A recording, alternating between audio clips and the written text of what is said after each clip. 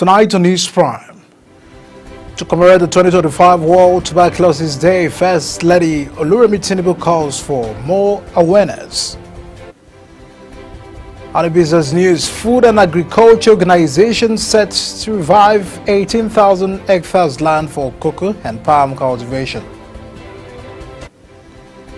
And out there to reference Russia and United States in talks for a 30-day partial ceasefire in Ukraine. And back home here, the sports, Super Eagles set to hold Zimbabwe ahead of 2026 World Cup qualifier.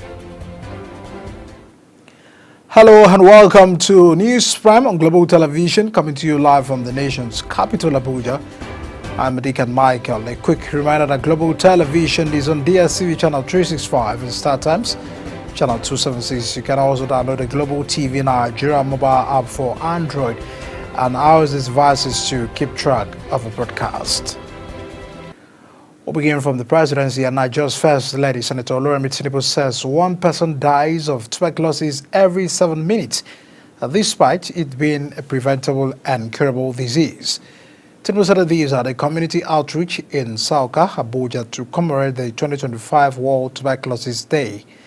A World Tuberculosis Day is commemorated on March 24th annually to raise tuberculosis awareness and mobilize efforts, including political commitment to resources and healthcare financing for tuberculosis towards elimination.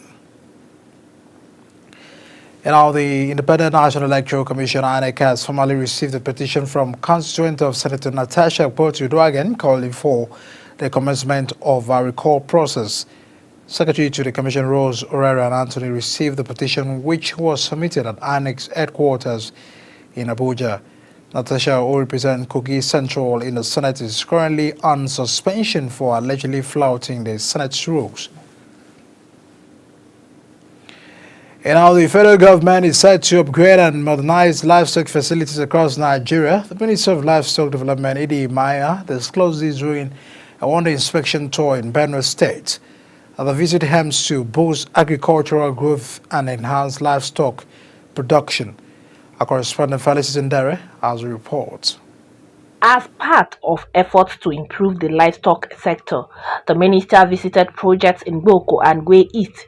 These include the Swine and Crop Improvement Project and the Livestock Investigation and Breeding Center. The tour focused on assessing facilities, enhancing functionality, and boosting food security. May has stressed the need for collaboration with the Benue Bureau of Livestock Development. He emphasized the need for research and technology for fast-growing, high-yield livestock, saying the initiative aligns with the government's plan for economic growth and self-sufficiency, while directing the clearance of 500 hectares within 2 weeks for pasture, which will help revive the 2,400-hectare livestock breeding center in Rav, Gwe East. And then what is the business model, best business model to run them? Whether they belong to state, whether they are PPP, or whether they belong to federal government, it doesn't matter. We want to see what is happening, assess the potentials, look at the capacity, and then see how we can go forward. And this is the way to go. There are enough opportunities for us in this country. We have no reason to import meat. We have no reason to import dairy products into this country. And what is happening here today is an icebreaker. Director General Benue Bureau of Livestock Development and Transboundary Animal Diseases Control, Dr. Aundaka Asambi, described the visit as a game changer. He says it marks a step towards transforming livestock production as well as improving animal breeds and boosting the economy. We are ready to set aside the rhetorics and take pragmatic steps towards reviving the livestock industry in Benue and then bringing respite to our people who have over the time been sent to IDP camps. These are part of the steps that we hope to bring peace to the people of Benue. The team also visited Makudi North Bank International Cattle Market to assess hygiene and business operations. In Makudi, Felicity Ndere, Global TV News. It is a significant day for several communities in Imo State as Governor Hope Uzodinma officially presented the staff of office to newly elected traditional rulers. A ceremony held at the Sambakwe Exco Chambers Government House in the state's capital. Correspondent Amara Chiba brings us a report. It was moments of pride and responsibility at Sam Mbakwe's co-chambers as Imo State Governor Hope Uzodinma reaffirmed his administration's commitment to preserving tradition and fostering grassroots development. While congratulating the royal fathers, Governor Uzodinma acknowledged the trust their people have placed in them. He described their ascension as a call to service, urging them to lead with integrity, wisdom, and a deep sense of responsibility. The ruler has a responsibility to serve the people, to look after the people, to treat the people in a manner that will give God satisfaction. That you are a traditional ruler does not make those you are ruling slaves. The governor also emphasized the crucial role of traditional rulers in governance, security, and cultural preservation. He reassured them of his administration's full support in strengthening the traditional institution and ensuring peace and progress in their communities. You are part of government. You are our ambassadors at the community level. So raise vigilante. Work with the youth population in your community. Defend the community.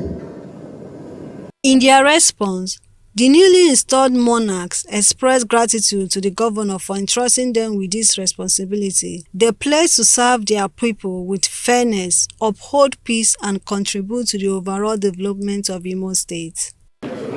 We are so impressed with the tremendous job you are doing. On behalf of my colleagues this evening, that we do our best to ensure that peace and tranquility returns to our various communities in Imo State. With the staff of office now in their hands, these new traditional rulers are officially recognized and empowered to lead, preserving the customs and traditions of their people while working in harmony with the government. From Government House, Owerri, Amarachi Ibe, reporting for Global TV News.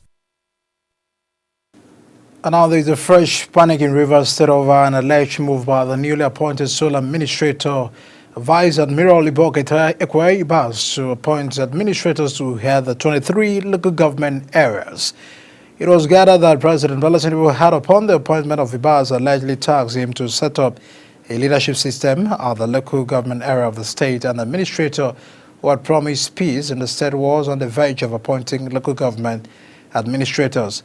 It was learned that the local government area appointment has been skewed to favor loyalists of a big political actor in the state, but those of the other side of the political divide are planning a showdown once the appointment is made.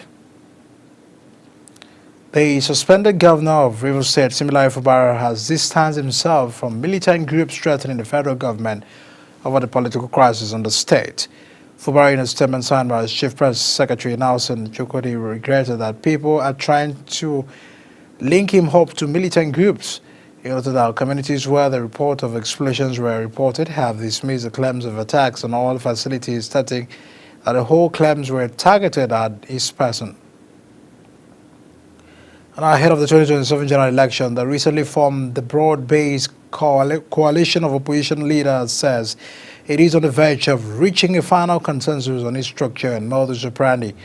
Hisbanodo has been founding an alternative political party. Now, this coalition noted that while some individuals are raising the issues of zoning, the matter has not been formally discussed at its meeting. It added that at this stage of negotiation, the main focus is around getting leaders to agree to work together ahead of the upcoming election.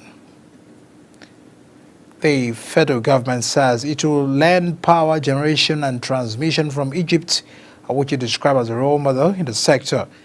The government also reaffirmed its commitment to rural development through the improved electricity access.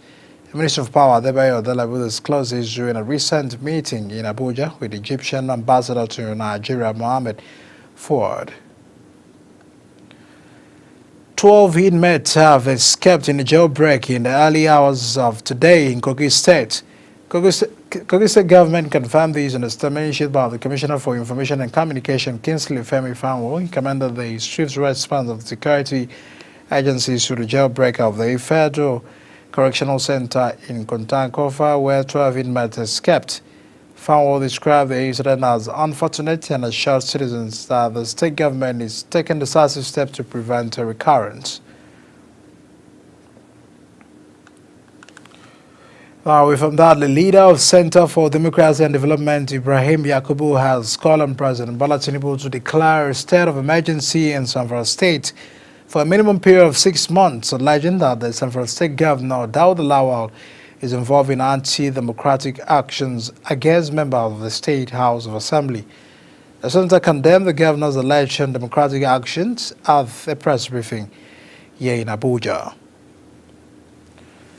And now the Niger Delta Progressive Youth Leadership Foundation has called for a peaceful resolution to the ongoing political crisis in Rivers State, while raising concerns about the legality of the state of emergency declared by President Tinubu.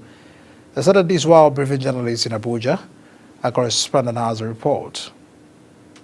The group expressed support for mediation efforts to resolve the crisis, emphasizing the need for dialogue between Governor Similai Fubara, the FCT minister, and the House of Assembly. The group also raised concerns about the suspension of elected officials, calling for adherence to the Nigerian Constitution in any declaration of emergency. According to the 1999 Constitution, a state of emergency can be declared under the following conditions: if Nigeria is at war, if the country faces an imminent threat of invasion or involvement in war, if there is a breakdown of public order and safety in any part of the country, if there is a clear and present danger of such breakdown, if a disaster or natural calamity has occurred or is imminent, if any situation arises that poses a significant threat to Nigeria's existence, if a state governor requests a state of emergency or fails to act within the responsible time, allowing the president to make such decision. The forum also criticized political misadvising from some officials and the failure of the National Assembly to intervene, but stressed that a state of emergency could be misused for political manipulation with potentially detrimental consequences for democracy. The power to declare a state of emergency in any part of Nigeria or even across the entire country must be exercised in accordance with the provision of the 1999 Constitution as amended, and must not be exercised in a flagrant violation of the same Constitution.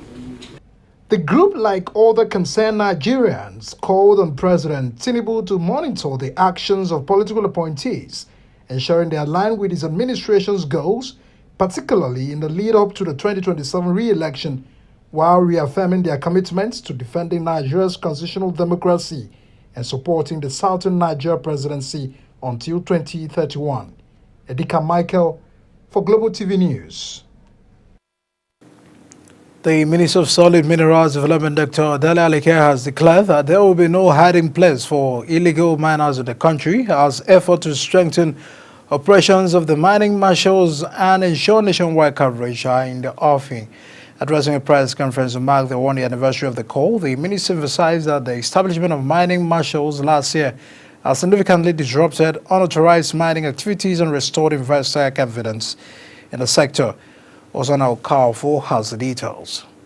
The Minister of Solid Minerals Development, Dr. Dele Alake, explained that activation of the core is to enforce provisions of the Nigerian Minerals and Mining Act has struck fear into illegal operators, largely curbing their operations and serving as a deterrent.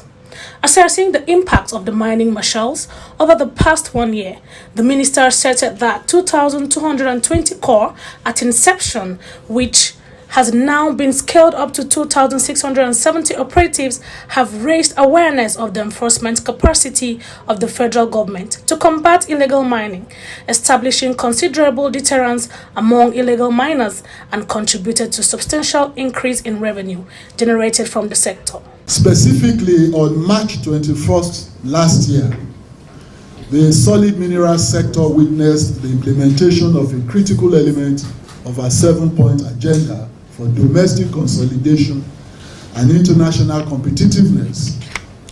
and that's the activation of the mining marshals. The corps of 2,220 officers that formed the pioneer mining marshals have increased over time by 450.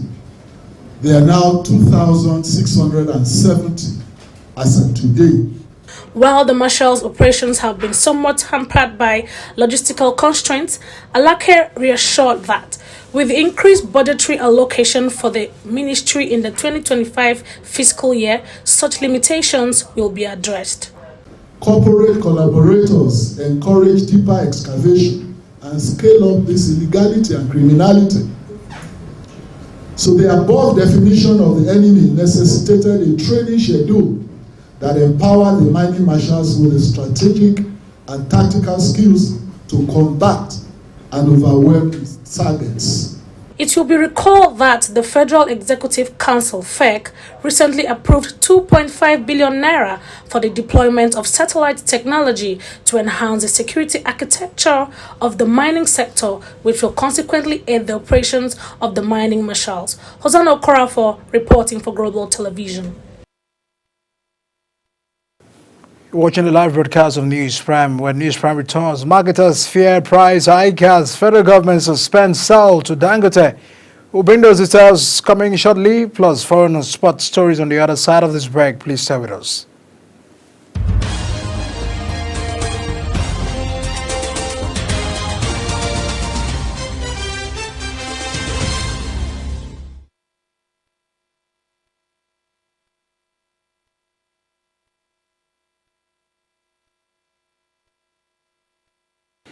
Welcome back, and now to business news. The Food and Agriculture Organization plans to restore 18,000 hectares of degraded land in Cross River and Ondo State for sustainable cocoa and oil palm cultivation, with a goal of attracting $200 million investment to the value chain in Nigeria. A climate change specialist, Nifsimi Ogunka, discloses during a 4-day workshop in Calabar. The project will rehabilitate 10,800 hectares in the Cross River and 8,000 hectares in Ondo through the regenerative agriculture and forestry practices. And now, following the Dangote Petroleum Refinery suspension of the sale of petroleum products in Naira, some filling stations have started stockpiling the premium motor spirit, otherwise known as petrol. The retailers are storing the product to ensure they have enough to sell at a higher rate, having projected that the price of the petrol will go up soon as a result of the failure of the federal government to continue the sale of the crude oil to Dangote Refinery in the local currency. However, the Independent Petroleum Marketers Association of Nigeria warned these retailers to stop panic buying as they may run into heavy losses. The Independent Petroleum Marketers Association of Nigeria has urged filling station owners to implement the robust fire safety measures to prevent outbreaks and minimize the loss of lives and property. Speaking in Enugu, the chairman of IPMAN's Enugu Depot Unit, Chinedu Ohoya, also emphasized the importance of fire precautions in the oil and gas sector, particularly in the regions under his jurisdiction. Enugu Depot Unit oversees petroleum marketers in Anambra, Ebonyi, Enugu, and part of Abia, Imo, Kogi, and Cross River State.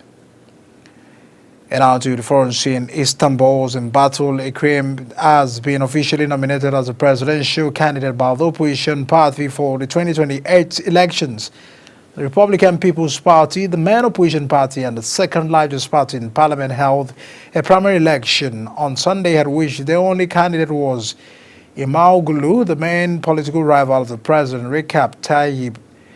Imamoglu has been arrested, interrogated, jailed, and stripped of his mayorship in less than a week following the graft and terror period that the opposition has slammed as a political coup. And I'm on the phone scene. Honorable Abike Erewa, Chairman and CEO Nigerians Industrial Commission, has applauded the Ontario Nigerian community leaders for setting up the Nigerian Immigration Welcome Center, which is said to be launched soon. She commended them for this initiative aimed at providing support for fellow Nigerians in Canada who need assistance. Dabi Erewa called on other Nigerian communities globally to emulate the support structures set up by the community leaders in Ontario. Uche Oku, the president network of Nigerians in Canada, remarked that the initiative will provide tailored services for prospective and current Nigerian immigrants in Canada to enable them adjust to their new environment quickly and contribute meaningfully to the society. Now, Israel's relentless bombardment of Gaza continues with at least 61 Palestinians killed in attacks across the Strip over the past 24 reporting period. The renewed assault comes hours after Israeli forces bombed the Al-Nasser hospital in Gaza, killing at least 2 people, including Hamas leaders Ismail Bahoum. The Gaza's health ministry says at least 50,082 Palestinians are confirmed dead and 113,408 wounded in Israel war and Gaza. And now, wrapping up sport, the race to secure a spot at the 2026 FIFA World Cup to be hosted by the USA, Canada, and Mexico enters the decisive phase as African teams gear up for March 6 of the qualifiers. And with the stakes higher than ever, group leaders will aim to consolidate their positions while teams in pursuit of qualification will fight to keep their dreams alive. And Nigeria's commanding 2-0 win over Rwanda on Friday set the tone for the week, demonstrating the intensity and quality of the competition. Raul Jimenez scored twice at Mexico, snatched the last gaps of 2-1 victory over Panama to win the CONCACAF Nations League for the first time. The Fulham striker Jimenez, who had backed the Braves in the semi-final win over Canada, slotted a stoppage time penalty so the fascinating final battle at the stadium. Mexico win was tinged with controversy, though, with the final halted by the match officials in the closing minutes due to the chanting from Mexico fans. And down just before we wrap up the news prime, let's take a look at the top stories. We told you earlier that Nigeria's first lady Senator Oluremi Tinubu says one person dies of tuberculosis every 7 minutes, despite it being a preventable and curable disease. And top of the business news, the Food and Agriculture Organization plans to restore 18,000 hectares of degraded land in Cross River, Ondo State. And now on the first in Russia and United States officials launched talks in Saudi Arabia's capitals as reeled on the 30-day partial ceasefire in Ukraine. And we told you on Sport News, the race to secure the spot at the 2026 FIFA World Cup to be hosted by the USA, Canada, and Mexico enters the decisive phase as African teams gear up for March 6 of the qualifiers. And that's to package your news prime. Kindly follow us on all social media platforms at Global TV NG. You can also download the Global TV Nigeria app for Android and iOS devices to keep track of our broadcasts. I am Edikan Mike, and many thanks for watching and staying with us here on News Prime. See you again.